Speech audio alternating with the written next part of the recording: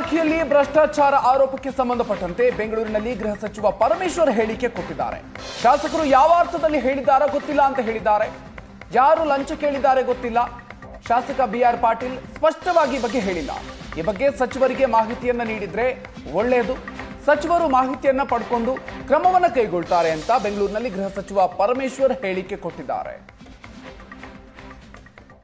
ಮಾಧ್ಯಮದಲ್ಲಿ ಗಮನಿಸಿದೆ, ಪಾಟೀಲರು ಯಾವ ಅರ್ಥದಲ್ಲಿ ಹೇಳಿದಾರೋ ಗೊತ್ತಿಲ್ಲ, ಅಥವಾ ಎಲ್ಲಿ ನಡೀತಾ ಇದೆ, ಯಾರು ಲಂಚ ಕೇಳಿದ್ದಾರೆ ಅದನ್ನು ಸ್ಪಷ್ಟವಾಗಿ ಅವರು ಮಾಧ್ಯಮದಲ್ಲಿ ಏನು ಹೇಳಿಲ್ಲ.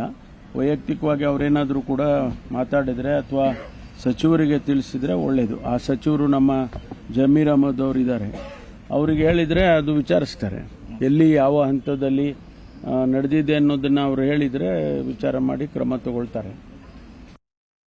ಕೂಡ ಮಾಧ್ಯಮದಲ್ಲಿ ಇನ್ನು ವಸತಿ ಯೋಜನೆಯಲ್ಲಿ ಮುಸ್ಲಿಮರಿಗೆ ಮೀಸಲಾತಿ ವಿಚಾರಕ್ಕೆ ಸಂಬಂಧಪಟ್ಟಂತೆ ಬೆಂಗಳೂರಿನಲ್ಲಿ ಗೃಹ ಸಚಿವ ಪರಮೇಶ್ವರ್ ಹೇಳಿಕೆ ಕೊಟ್ಟಿದ್ದಾರೆ. 10-15% ಮೀಸಲಾತಿಯ ಪ್ರಶ್ನೆ ಬರೋದಿಲ್ಲ. ಮನೆಯ ಅವಶ್ಯಕತೆ ಇರುವವರಿಗೆ ಮನೆಯನ್ನ ನೀಡ್ತೀವಿ. ಮುಸ್ಲಿಂ ಸಮುದಾಯದ ಜನರಿಗೆ ಮನೆಗಳೇ ಇಲ್ಲ. ಮನೆ ನೀಡಿದ ಬಳಿಕ ಪರ್ಸೆಂಟೇಜ್ ಕಡಿಮೆ ಆಗುತ್ತೆ. ಮನೆ ಇಲ್ಲದವರಿಗೆ ಮನೆ ನೀಡೋದು ನಮ್ಮ ಧ್ಯೇಯ. ಇದರಲ್ಲಿ ಧರ್ಮದ ಪ್ರಶ್ನೆ ಬರೋದಿಲ್ಲ ಅಂತ ಹೇಳಿದ್ದಾರೆ. ಮುಂಚೆ SC ST ಅವರಿಗೆ ಮನೆಯನ್ನ ನೀಡಿದ್ದೀವಿ.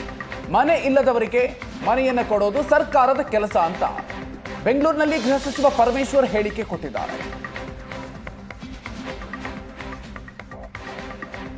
20% 5% ಪ್ರಶ್ನೆ ಅಲ್ಲ. ಯಾರಿಗೆ ಮನೆ ಅವಶ್ಯಕತೆ ಇದೆ ಅವರಿಗೆ ಕೊಡಬೇಕಾಗ್ತದೆ.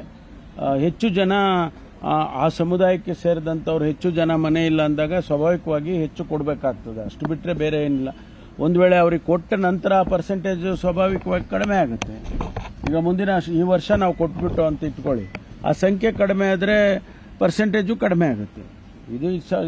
ಇದೆಲ್ಲ ಒಂದು ರೀತಿಯಲ್ಲಿ ಯಾರಿಗೆ ಮನೆ ಇಲ್ಲ ಅವ್ರಿಗೆ ಮನೆ ಕೊಡಬೇಕು, ಯಾರಿಗೂ ವಸತಿ ಇಲ್ಲ ಅವರಿಗೆ ವಸತಿ ಕೊಡಬೇಕು. ಇದು ನಮ್ಮ ಸರ್ಕಾರದ ನಿಲುವು. ಹೆಚ್ಚಿನ ಸಂಖ್ಯೆಯಲ್ಲಿ ಯಾರಿಗಿಲ್ಲ ಅವರಿಗೆ ಹೆಚ್ಚು ಪರ್ಸೆಂಟೇಜ್ ಕೊಡಬೇಕಾಗ್ತದೆ.